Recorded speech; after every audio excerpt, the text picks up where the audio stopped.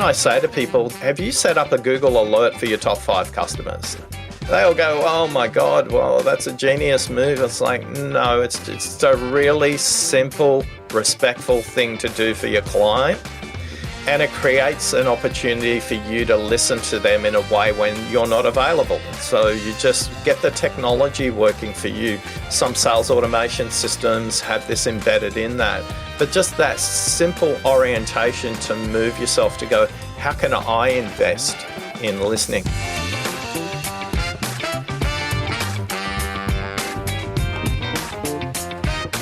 Hi, friends. Welcome to the Sales Enablement Podcast. I'm your host, Andy Paul. That is Oscar Trimboli. And Oscar's the author of a book titled Deep Listening, Impact Beyond Words. And listening is one of my favorite topics because listening is the way that you give value to the words of other people, like your buyers. In my conversation with Oscar, we dig into the difference between hearing and listening. And he talks about multiple academic studies that show that between 50 and 55% of your working day is actually spent listening. And we all know it's certainly harder now to make yourself heard among all the noises out there with your buyers, for instance. So we dig into why we feel frustrated and isolated and confused because we aren't heard by our buyers or understood, and why our buyers are frustrated and confused because they aren't heard and understood by us. Oscar also dives into the 5 levels of listening. These are different ways of listening to ensure that you really make sure that you truly understand what the other person means, what your buyer means. So we get into all of this and much, much more. But before we get to Oscar, I want to remind you to subscribe to this podcast if you haven't done so already.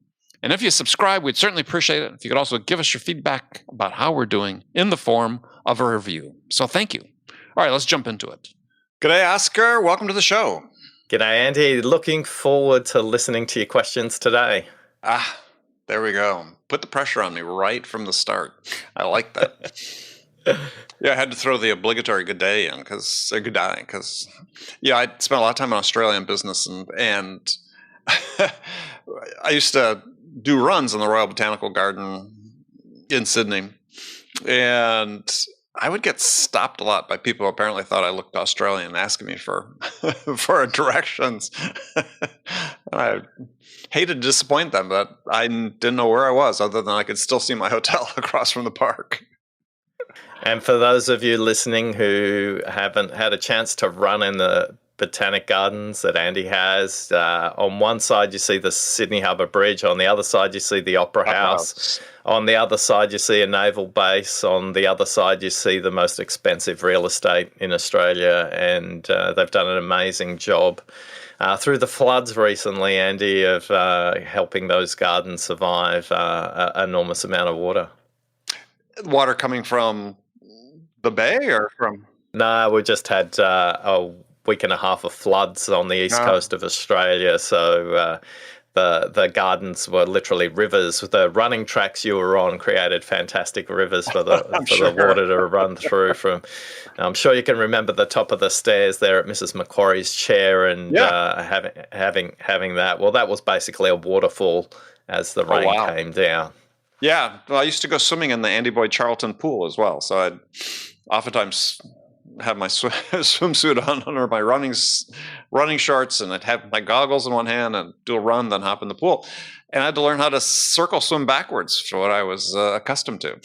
So it's people think, we swim on the opposite side of the street as well. Yeah, having hiked a couple of 14ers in Colorado, I got in trouble many times hiking on the wrong side of the track there, and people will confuse me for someone from England rather than someone from Australia. But the vitriol coming out of their mouths was exactly the same. Telling me to get on the other side of the track. That's right. All right, well, let's dive into it. We're going to talk about listening. Since you put me on the spot with you're going to be judging my listening throughout the entire episode, but you've written a book called... I'm not. I'm not. You're imperfect. I'm imperfect. Everybody's trying to make progress, Andy. Right. All right. You've written a book, Deep Listening, Impact Beyond Words. So what was the impetus to write the book? Like most things, if I shut my mouth long enough, other people would tell me where to go. So as I was consulting in the space, many of my clients put pressure on me and said, time to write a book, Oscar. We'd like to share this with our staff, and you can't be here in all the conversations. Can you write a book? So eventually I took the time to put together what I'd coded out of a conversation that happened at a budget meeting 7 years earlier. And my vice president said to me, at the end of this meeting, we need to speak. And when your vice president says that to you in a budget meeting, it can't be good. And Tracy asked me to shut the door, and she basically said to me, you had no idea what you did at the 20-minute mark in our meeting. And the meeting was a budget setting meeting for the annual revenue plan between Singapore, our regional head office, and our global head office in Seattle. And no, I had no idea what I did, and I just figured I was going to get fired. And Tracy said to me at the 20-minute mark, you changed the way everybody in the room listened. If you could code how you listen, you could change the world. And all I could say was code or code, because I wasn't sure if you meant make it into a methodology and a framework or put it in software. And she said, no, code is code. We're at Microsoft, Oscar. Write it, get it into software. And I figured, that's a starting point. So I think the book is one of the first times where we capture the framework of something I did 6 weeks later, where the finance director asked me to come into his team meeting and audit his listening. So between Tracy and Brian and listening to them, they kind of set me on this journey. And the book was a result of clients asking me to write it. And it was a really insightful process because I wanted a book that would be read rather than a dust collecting shelf trophy. So it's a very small format, and it's designed to be carried around, and it's designed to be used. And I've had people send me photos from a riverbank in Germany, from Petronas Towers in KL in Malaysia, all taking photos of them with a book. And the book is really designed to make sure that people understand that listening is something you can practice and something you can improve, because the cost of not listening in commercial context is huge. And in selling, pretty obvious. You don't listen, you lose. So what happened in that meeting that Tracy recognized as some sort of seminal moment in terms of understanding listening? If you can picture, you've got a global headquarters always pitching for a number that the business think is unrealistic, a business always lowballing for a number that they think they can overachieve on their revenue plan so they can earn as much commission as possible. That's the dynamic and the tension in the meeting. And at the 20-minute mark, I just asked everyone if they could pause and expose the assumptions behind their point of view, because everybody was saying the growth figure needs to be X, or it needs to be X times 3, but nobody was saying, here are the assumptions that sit inside our model. So I just asked everybody if they could spend 5 minutes to deconstruct the drivers and the assumptions in their revenue model. And what we learned very quickly is the head office had made some geographic comparisons between Australia, the Netherlands, and the United Kingdom, which were kind of in the ballpark, but there was some variability there. We also in the subsidiary had made some assumptions about product uptake that they were mapping differently. And as a result of everybody exposing the underlying assumptions in the model of the revenue plan, all of a sudden we came to a really good place. In fact, the meeting finished early and we got a revenue plan that we were comfortable with, they were comfortable with, and our regional HQ was really surprised because everybody took the time to explain what was sitting behind the number rather than arguing for the number in the revenue plan. So it was getting them to listen to each other, I think, is what Tracy noticed, where it wasn't just expose what are the drivers in the plan, but also to get the people to start to listen to each other and the underlying assumptions rather than assuming bad motivation. They're always trying to give us a bigger number. And in that moment, like, I didn't think it was rocket science to ask that question, but Tracy said I had developed quite a reputation over the previous decade at Microsoft of asking those kinds of questions that were all about listening. Yeah, and so having heard that story and having read the book, I mean, I put just a little bit different spin on it, which is I would have said you had a reputation for wanting to understand. Right? It seems like there was a lot of bureaucratic momentum that was built up. Hey, we know we're going to infight about this and we're going to negotiate to the nth degree without really understanding what's driving the motivations behind or the assumptions you said behind all these figures. Yeah, I think curiosity plays a huge role there. Right. But I mean, you see this in sales all the time is yeah, I hear what you're saying, but I don't really understand why you're saying it or what's behind it. And to me, I guess I see listening and understanding as being inseparable. Yeah, and I would too. And I would say the distinction, particularly in selling, is that people who listen okay in a selling situation are listening to get the sale and beat the competition. But great sellers and great listeners are listening for the business case and listening for the customer's problem. Mm-hmm. I think there's a listening that's a little bit more systematic in sellers that are orientated around the business case that the customer has to sell internally. Mm-hmm. And they do a really good job of listening. Yes, there'll be some objections around functional fit or the pricing or terms and conditions or implementation time schedules or whatever they may be. But I think really good sellers ask questions like who's involved in the approval process, what do they care about, how long does this take? Because I think too many sellers are listening for a sales cycle rather than listening for a procurement process or a buying cycle. Well, and they're listening to respond oftentimes, right?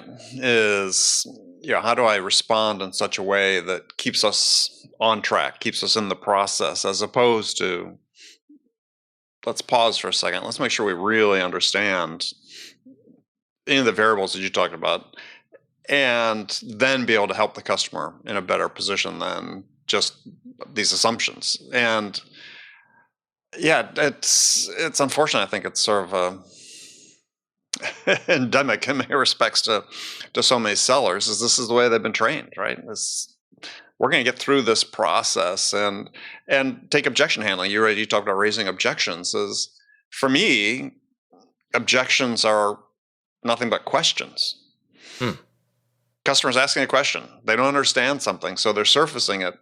And if you really understood what was behind the reason, the rationale why they're asking the question, then you have to listen for it, and then you can understand where they're coming from. You can provide an answer, as opposed to trying to, the classic, handle the objection, which is deflection for the most part. Yeah. I was working recently with a sales organization in the software space, and they were telling me the upside in a national retailing chain was completely dried up. And I said, oh, okay, really, at this time with everything going on? And they said, yeah, well, we've sold everything we can possibly sell to them. I said, great. And in that assumption, how about their supply network? And they went, well, what do you mean? I said, well, before this meeting, I went to their website, looked at their 5 strategic objectives for the next 5 years, and one of them is supply chain quality. Mm-hmm. And your software helps them with that as the organization buying, but what about all that network of people selling into that organization? And they went, like, the meeting just stopped with these sales managers, because you could see the eyes were going like a slot machine going, right. Oh my God, we can now use this national retailer effectively as a channel to market.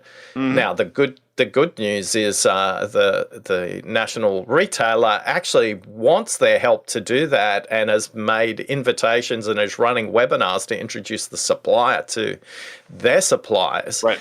And all because their orientation was, how do we sell something to this customer, as opposed to what's the customer's problem? What are they trying to solve, and what's their customer's problems? Yep. And all of a sudden, the addressable market opportunity for that organization and that sales unit, that they're 100x in their thinking of what they were before. But you're right, Andy, too many people just put people in a process and don't think over the second part of the question. What's their customer's problem, and how can you help them solve their customer's problem? Too many people are just solving the customer's problem that sits in front of them because they're only listening with that orientation.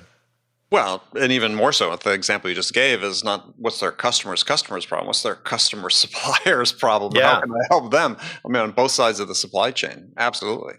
No, and I think for many people who sell into the public sector as well, thinking about that in the context of not just what do the elected officials and the bureaucrats think about, what are ratepayers, what are voters? When you can think beyond that, all of a sudden your addressable market opportunity opens up. Yeah, it might take a little longer, and it's not going to fit into 13 weeks of a sales quarter. Right.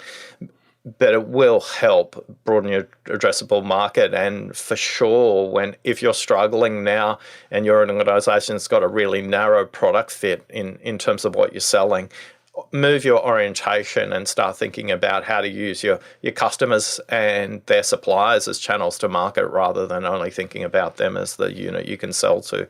Right. And that's just listening in a really different way. Well, you frame the problem in a good way early in the book, and you talk about academic studies show that people are spending basically half their day working day listening. And yet now where this is supposed to be taking place in an environment where social media and technology has enabled everybody to have a megaphone and broadcast. And so the proportion of broadcast reception has changed dramatically. It's a very noisy environment out there. And the more senior you are and the more selling time you're doing, the more of your day you're going to spend listening. On average, 55% of your day is spent listening.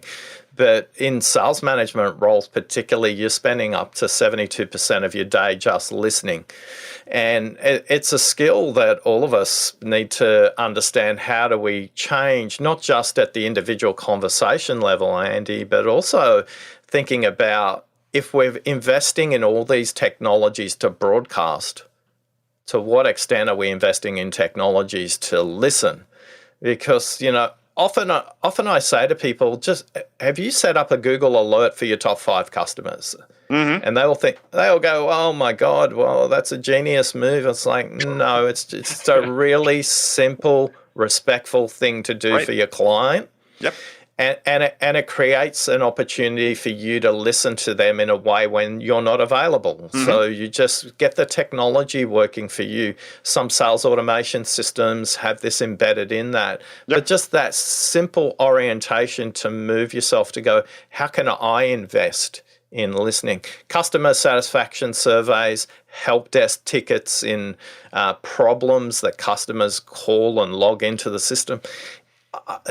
I find so much opportunity for my clients when I say to them, great, what are the top 10 help desk themes that we're getting right now? And they'll go, who cares? It's like, no, that's your current pipeline of opportunity for both product development and sales. Are you listening there? Right. So, and Andy, back to the point, the last decade, we have been enabled with more scheduling software to broadcast on social media. We've enabled more emails to be sent out. But the care and the effort it takes when somebody logs information in a customer contact center, for you to go back and just listen to the top 10 themes, that's where the low-hanging fruit and opportunity is for most people, but they're not taking the time to go and listen there. No. Well, right, because their priorities have been set in different directions, right? It's all about what's the activities that you're undertaking to generate leads, to convert through your funnel, blah, blah, blah, blah, blah, as opposed to saying, look, let's put a priority on making our customers feel heard and understood. I mean, this is the thing that's for me is frustrating when I deal with sellers, is for them to understand this idea is that feeling understood is a huge source of value for buyers, right? If they're talking with a variety of your competitors, and if you're the one that makes them feel comfortable that you really understand what they're talking about, what their concerns are, what their issues are, what their goals, their desired outcomes are. And not just at a superficial level, but you really understand beyond asking sort of the standard discovery question. That works to your advantage in a significant way. And I think there's a great distinction you made between heard and understood. And I want to play with discovery versus exploration, because I think really good sales listeners explore first, then discover. I think discovery also has an orientation around we know the answer. So I think one of the things I get sales leaders and sales teams to think about is the process of exploration early on. So if you think about the first third, the middle third, and the last third of any customer buying process, that first third, if you spend more time exploring, you're probably going to find multiple opportunities rather than the single opportunity the minute they mention some product code name that rings a little bell in your head that goes, yes, that's the opportunity. You go really deep or really fast on that. Exploring for a little bit longer helps you to discover more, but it also helps you prioritize where you can put your effort short, medium, and long term around the sales cycle. Knowing that we can explore a little bit longer takes a more effort at the beginning. But what it does is it widens the funnel with quality customer-led buying priorities rather than pretend opportunities we're loading up into our CRM system to tick a box around percent of funnel at certain percentages in the sales stage. So explore a little bit longer, you'll discover more is what I'm saying. Oh, I love that. I've never heard it explained that way. I like that a lot. And it aligns with what I believe as well, which is that in that exploration stage is the customer is not trying to buy a product, they're trying to solve a problem. And they may not even know what the problem is, right? They may have an inkling, but to your point, it could be a problem that's tangential to the one they thought they were trying to solve that gets discovered through this exploration. And sellers, in my mind, you have to think about this exploration phase it's all about ideas. It's not about your product. You're exploring without a preset. That's why I like this metaphor. You're exploring without a preset agenda. And that's really hard for a lot of sellers the way they're trained these days, because they're trained that their job is to persuade the buyer to buy their product. And it's like, well, but you don't know what the problem is. You're trying to sell the product without knowing what the problem is. And 2 years ago, we talked about exploration versus discovery with one of my client sellers. And what was interesting, they came back and she told me this story, which was they were selling to a technology part of an organization. They were dealing with a chief information officer, and this seller basically said, that problem that you've just explained as your priority one problem, I can't fix that, but I know the perfect organization who can. And she made an introduction. Now, what was interesting was if you just looked at her sales performance, she just lost a possible sale. Now, she said at best they were a 10% fit. She found somebody who was a 90% fit, who trusted and had a relationship with that client. Her biggest source of revenue for the next 2 years has been referrals from that CIO, because that CIO trusted her because she solved his problem without selling something that was in her SKU lineup or in her kit bag. And as a consequence, he filled up her sales pipeline with great fit, because when she said, I don't know that we're a great fit for that, I'm going to recommend an organization, he asked this very interesting reciprocal question. What problem are you a great fit for? And when he asked that, he was just tuning in his listening ears and go, every time I'm going to meet a colleague in my network of contacts, and he became a highly trusted referral source, because if a colleague's referring you to a seller, and you're typically doing that before the buying cycle has even begun, because they're describing a peer-to-peer, describing problems.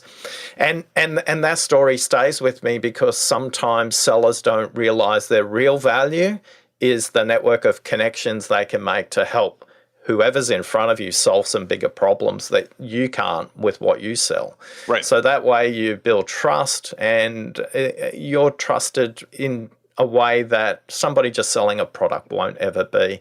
And what's beautiful about that, she's moved organizations. That CIO is still recommending business to her. It's a great story. I mean, I've done that a few times in my career, and it's paid off. I mean, but you only get to that point of saying, look, we're not a great fit if you're willing to really listen to the buyer, right? If you're willing to, because if you do that, you'll reach a point oftentimes, and you think about jumping around a little bit here, but yeah, I was reading something a few months ago about that roughly 50% of qualified opportunities in a B2B pipeline end up as a no decision, right? The customer is saying, well, look, we're going to stick with the status quo. So it means that, people are persisting to sell to these companies without fully understanding, in half the cases, without fully understanding the needs and concerns of that company. Because I would argue that if you truly did, then you would either say, look, we're not the right fit, let us recommend somebody, or you would have disqualified and say, look, we're just not the right fit, even if you don't have a recommendation. But yeah, people are so wedded to this idea of, I've got like a bull seeing a red cape, I've got that waving in front of me, I have to charge.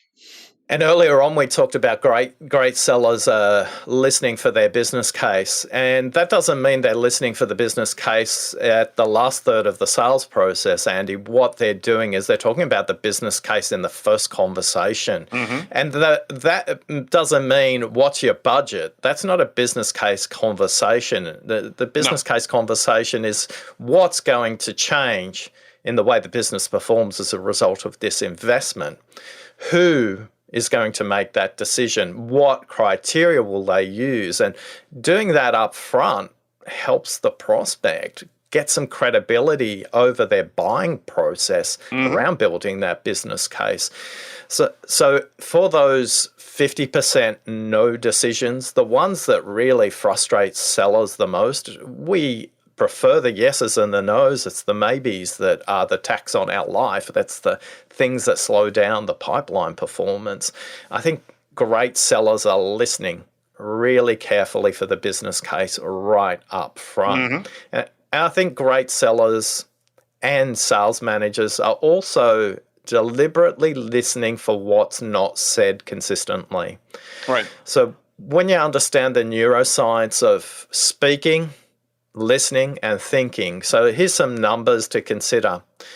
Most people speak at about 125 words a minute. A horse race caller will speak at about 200 words per minute. Most people can listen at about 400 words per minute, yet most people can think at 900 words per minute. So think about this equation. When you're speaking to a buyer, they can speak at 125 to 150 words a minute. They're thinking at 900 words a minute. If you're just engaging with the first thing they say, you're engaging with 11% of what they're thinking. And if you just take a little bit more time to listen to what they haven't said and ask about the next 125 words, some magic starts to happen. Some magic happens. You'll notice when they say what they mean rather than what they just said. They'll take a deep breath in. They'll say words like, well, actually, Andy, what matters most in our organization? Or, actually, Andy, what's really critical? Or, and they'll always be preceded by a breath. The spine will always go back. And if you're only doing audio-based selling, meaning you're doing it over the phone, you can listen for that breath. So don't be head fake to think that the answer to everything is a face-to-face or a video conference. In fact, there's evidence that you can listen more acutely with audio only. When you start to ask questions about what they haven't said, you start to get and train them into starting to say what they really mean and what matters most to the buying organization. When you accept the very first thing they say, you are on that path of discovery rather than that path of exploration we were talking about earlier on. Yeah, yeah. No, and I love this part of your book. So let's dive into a little bit more. You talk about listening to the unsaid. So, and you give a couple examples about how to phrase that. So how does that come out in a conversation you're having with a buyer? Yeah, so let's think about it through the lens of what, the lens of when, the lens of who as examples, because they're all questions we want to help them progress.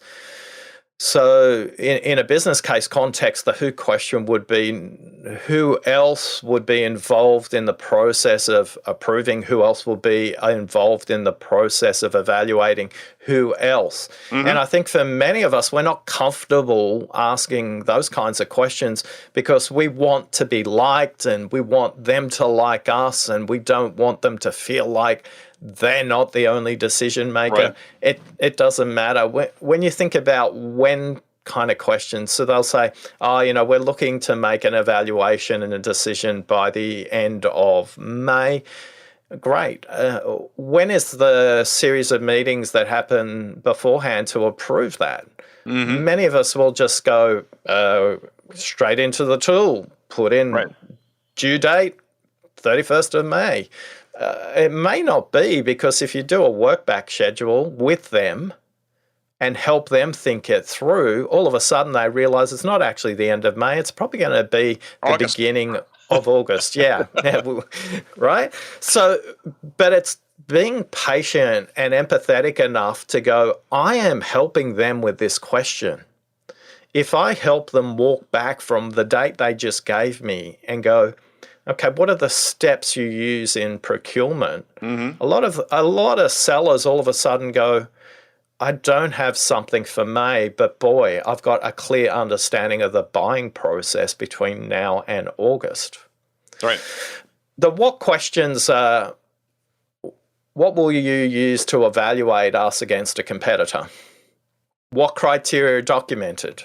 How are they weighted? I think just asking the second and the third question, after that, it kind of feels like an interrogation. Right. And there's a nuance between questioning and interrogation. Yep. I sat in on a call. I put the headphones on and I was listening to one of the newer, more enthusiastic sellers kind of literally going through the script line by line.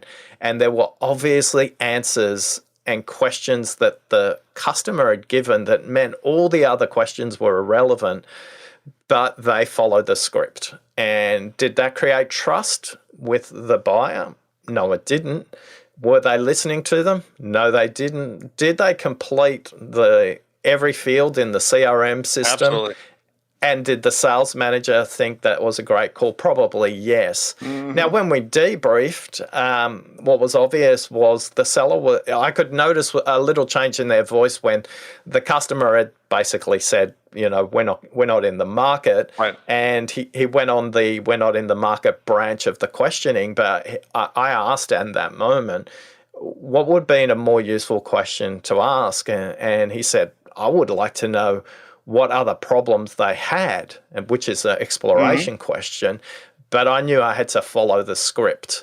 There is an art and a science to selling, and there's not enough art allowed in very structured selling scripts, and they're not orientated around the buyer, they're orientated around the seller. Yeah, no, I agree 100%. I was just taking a deep breath because, that's like 3 other episodes of the show we could talk about to handle all of the things you just brought up in that one sentence. But we're not going to. But we'll have you back and we'll do it. But let's work down to this left unsaid thing, because I do want to make sure people understand before we finish, is because I thought it was, you talk about a question that theoretically or hypothetically could be, Mr. Prospect, what's interesting to me is what you didn't say. And just saying it that way, I mean, it's posed more as a statement as opposed to a question, but it's an implicit question. But tell us about that, because I think that seems like it'd be very effective. It is when you're in the second half of an opportunity cycle or you're in relationship with a client or a prospect. I would definitely, Andy, I wouldn't use that question in my first call. Well, let's be clear about that, because I think that it's part of what you were talking about that we could unpack, is that you have to earn the right to ask certain questions. And I think this is a problem we see with sellers, and it doesn't matter whether you're an SDR making your outbound call or if you're an AE taking over from the SDR. You have to have that level of trust in order to ask certain questions. And I work buy side as well, so I see both sides of the coin. And you want to drop trust in the first 5 minutes of an initial call. Here's the question not to ask. What keeps you up at night? I hate that. That should be that, and what are your pain points? Those should be banished from the sales lingo altogether, sales lexicon altogether. Yeah. When I work buy side, I ask them, I know you hate that question. What's the question you would love to be asked?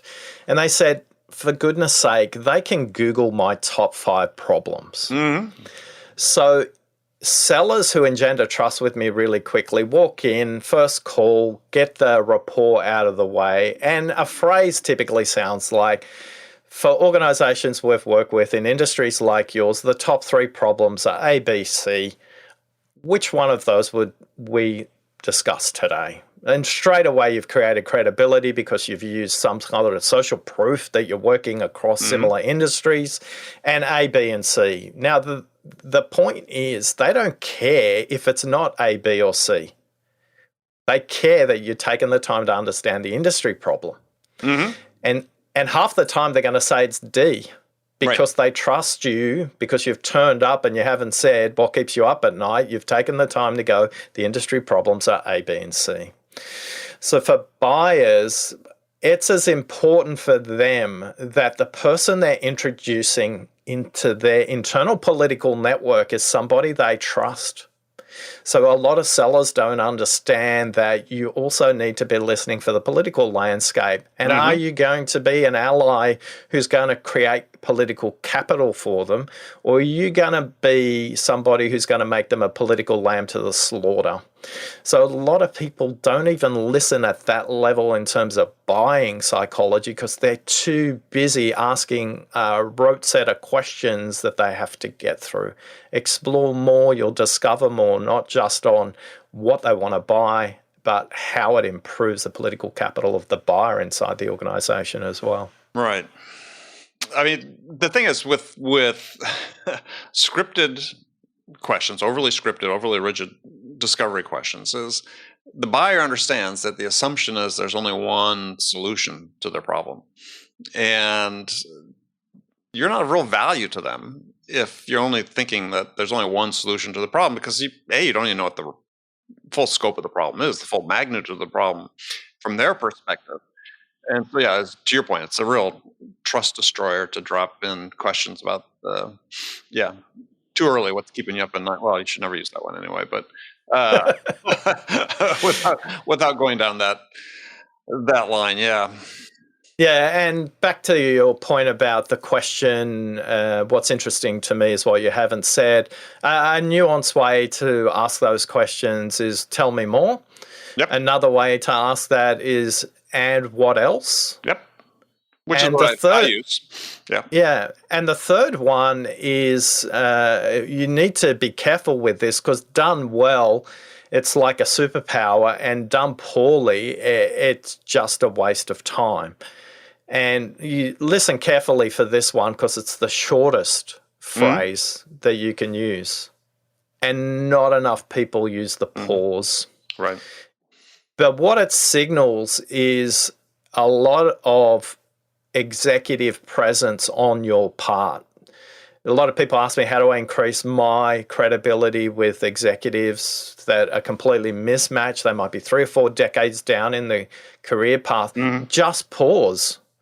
It's you're not getting paid for the speed of the answer, and they're not getting paid for the speed of the answer. You're being paid for the quality of the conversation, and the quality of the conversation will improve if you pause, because I guarantee you they're not used to it, and they will fill the gap for you, and they will fill the gap with a phrase like, actually. Mm-hmm. Or they'll say, what's important that we haven't discussed is, now that I think about it a little longer, we should go over here. This division's got slightly different requirements. So those three things, what else? Tell me more. And pause or silent. There's no coincidence that the word silent and the word listeners have exactly the same letters in them. And not enough sellers are taking the time to pause and listen to silent. Wow, we got an anagram. Hadn't thought about that. Yeah, I think the pause is really powerful. And I think if you're on a video call, if you're in person, obviously if you're just on the phone, not quite the same. But when you pause. Don't write down something. Just pause. You're maintaining eye contact with the person who is just talking. Really important. If you start writing everything down and they're waiting for you, they think they're just waiting for you to finish your notes. They're not going to be recognizing this pause is on them. Yeah. And Andy, here's some hacks on note taking. Avoid taking verbatim notes. You shut down the neural pathway, the auditory part of the brain that can listen when you're writing verbatim notes. So take graphical notes or take short notes, very short notes that are action-based. And the most potent way for you to take a note is when somebody says something and you really want to make a note of that. You just say to them, look, what you said is so important. Do you mind waiting while I write that down? Right. I agree. And you send a signal of respect to them, and they go, well, okay, well, that's important. And it was, and then noting it down. The difference between hearing and listening is the action you take. So please make sure you don't promise and commit to anything in a meeting that you can't deliver on, because you're just showing that you're hearing rather than listening. Oh, I spoke to a world memory champion, and he said that the fastest way to the mind's memory is to make sure your notes are graphical, because you have more receptors in the brain. He's a German neuroscientist, so he had a couple of advantages in being the world memory champion, but he would say just draw graphical notes that mean something to you. Nobody else has to read the notes. Yeah, I mean, what would he use for graphics? Well, he mentioned in face-to-face, he would just draw very simple shapes, circles, triangles, squares, and the relationships between those is what he was mapping for what he was doing. Interesting. I've interviewed a high court judge who uses a tree trunk as the center of the argument, the branches and the leaves supplementary to them. I've interviewed people who use graphical annotation, and they say, listen for the capital letters when they speak in capital letters. And a lot of times people will signal that with the words, what's important to me is, what's important to our organization is. That's where the capital letters come in. Just write that word down. Don't write the whole sentence or what sits around it.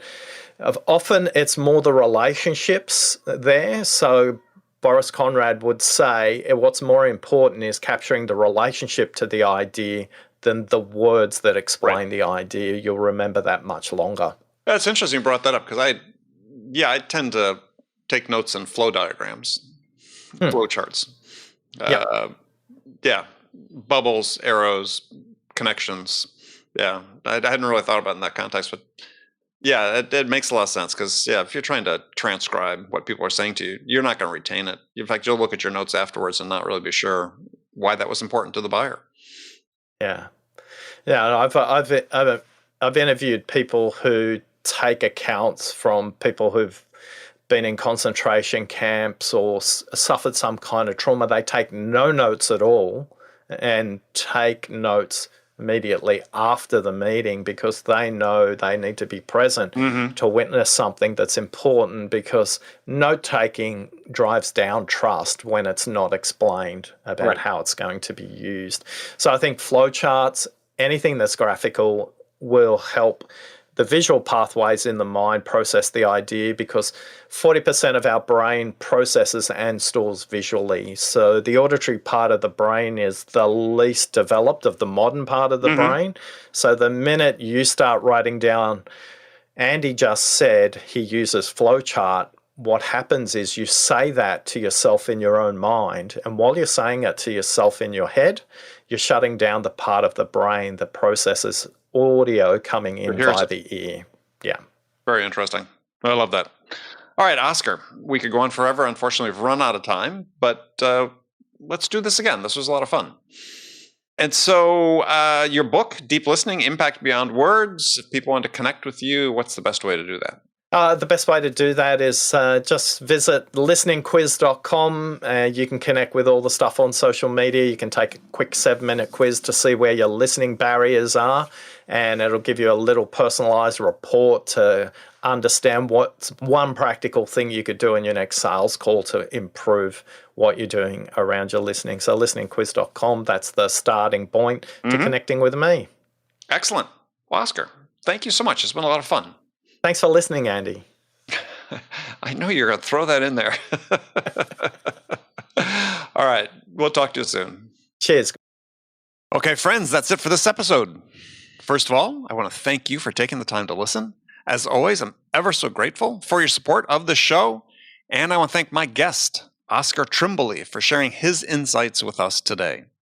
If you enjoyed this episode, please subscribe to this podcast, Sales Enablement with Andy Paul, on iTunes, Spotify, or wherever you listen to podcasts. And if you could also leave us a rating or a review, let us know how we're doing. We'd certainly appreciate that. You can do all that on your phone in less than a minute as soon as this episode is over. So thank you for your help. And as always, thank you so much for investing your time with me today. Until next time, I'm your host, Andy Paul. Good selling, everyone.